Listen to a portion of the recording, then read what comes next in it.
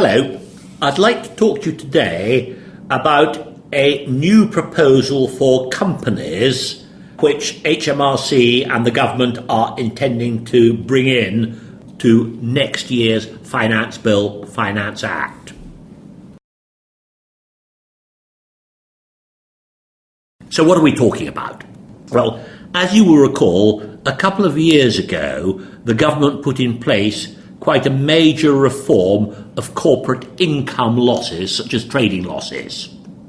These rules are found in the Finance Number 2 Act of 2017, and broadly what they have done is they have said that for trading losses and one or two other similar items, but largely for trading losses, which arise on or after the 1st of April 2017, when those get carried forward, instead of being carried forward against future profits of the same trade, as has always been the case hitherto, they can now get carried forward against all other sources of income and gains, or indeed, even though they're being carried forward, if you're part of a group, they can be group relieved. So in other words, what 2017's legislation did, it gave you more flexibility in dealing with carry forward trading losses as a company. Notice there is no equivalent set of rules for unincorporated businesses. This is company only. The slight downside to these provisions, however, is that they went on to say that where you are carrying forward these sort of items, you are in future not going to be able to offset against the totality of your income, but only against a maximum of 50% of your income. So in other words, with some companies, the obtaining of relief for especially large amounts of trading losses being carried forward may be a more extended exercise. It'll take you longer to get rid of them. And as I say, those rules came in with effect from the 1st of April 2017.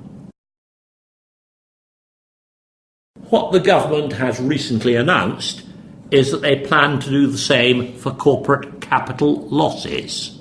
So instead of being income losses, we're now applying the same sort of rules for corporate capital losses.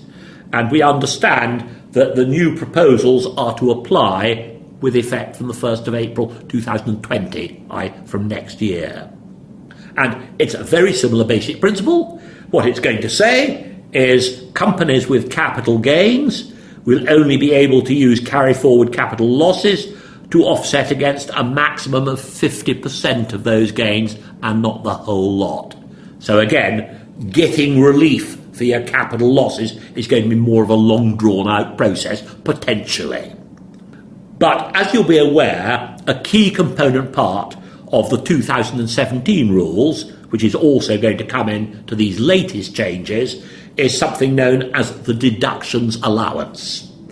And the deductions allowance is set at £5 million a year.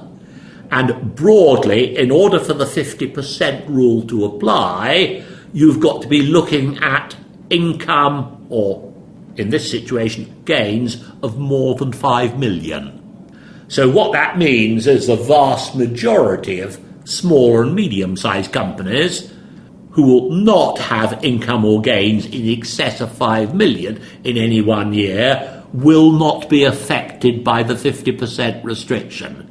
In other words, these rules are aimed at the big boys and not, if you like, perhaps the smaller family-owned company or something of that sort. What the government has announced is that they're going to, as I've said, use exactly the same concept of a deductions allowance, and what they are doing is they are, I'm afraid, not doubling it, they are retaining it at 5 million, but it will encompass capital losses as well as trading losses. So in other words, there is going to be a little less scope. Now, remember, the present regime is that we have currently got indefinite carry forward of capital losses. So in other words, it goes against future capital gains, And if it's a long time before you have sufficient future capital gains to mop up your capital losses, so be it. Unlike some of our continental counterparts, where the arrangements are time limited, there is no time limit here. It's an indefinite carry forward. The other thing you need to remember is there is a tax-neutral transfer of gains or losses if we're looking at members of a 75% group. So gains and losses can be transferred from subsidiary A to subsidiary B or vice versa if they're both members of the same 75% group. So that's what we have at the moment. What has been confirmed as far as capital losses go is that current year capital losses will continue to be set against current year capital gains without restriction. So even if their gains and losses are massive, nevertheless the 50% rule will not bite there, because that 50% rule and the 5 million deductions allowance only applies to brought forward trading losses or brought forward capital losses. It does not apply to current capital losses. So if I've got, for example, next year, capital losses of 8 million and capital gains of 10 million, then the capital losses of 8 get set against the capital gains of 10 in full without the 50% restriction, because they're current year losses, not brought forward losses in those circumstances. Now, you might wonder, why are they making these changes for corporate capital losses? Why are these restrictions coming in? Well, the reason, as I understand it, it's thought that the present corporate capital loss rules are not consistent with that 2017 legislation that I alluded to a few minutes ago. And the reason why that is the case, I think, is this. As we have seen, if you've got carry forward trading losses, which post-date 1st of April 2017, they can now not just be set against future profits from the same trade, but any other sort of income or gain. In other words, they can be set against future capital gains. And so it is thought that really, to be consistent, what we ought to have is a similar rule for corporate capital losses being brought forward to the regime that we have for corporate trading losses being brought forward. The other thing which I think has influenced this decision, and I don't know how true or otherwise it is, because I'm a little surprised to hear it, but HMRC tell us that there are significant amounts of carried forward capital losses which predate changes to the capital gains regime for companies, such as the substantial shareholding exemption and the intangible fixed asset rules. Well, just remind me when the substantial shareholding exemption and the special intangible fixed asset rules for goodwill and the like came in. Short answer, 1st of April 2002, which is over 17 years ago.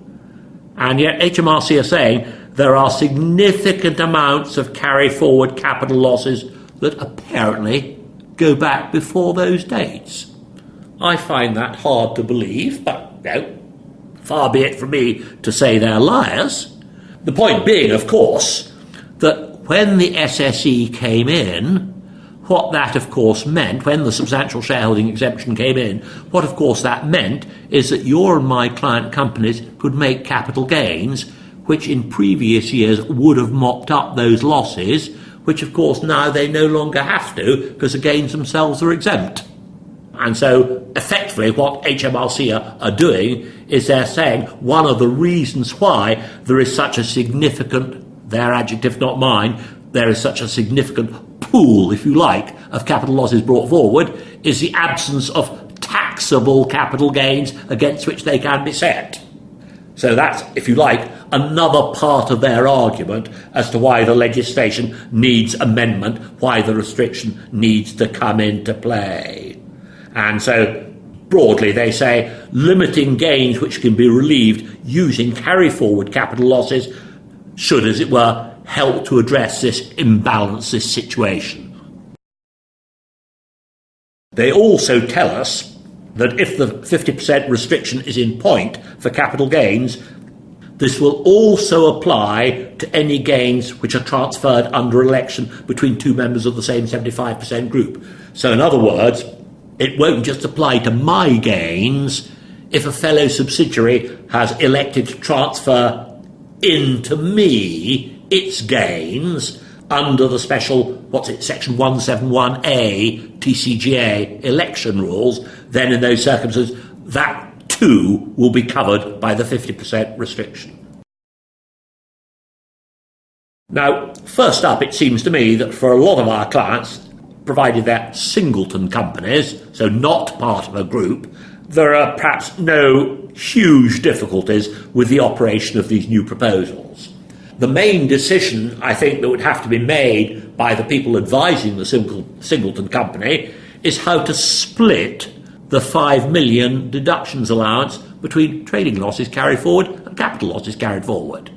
But that will be done on a year-by-year basis. And remember, of course, the basic principle is that you can split the 5 million deductions allowance in any way that you see fit.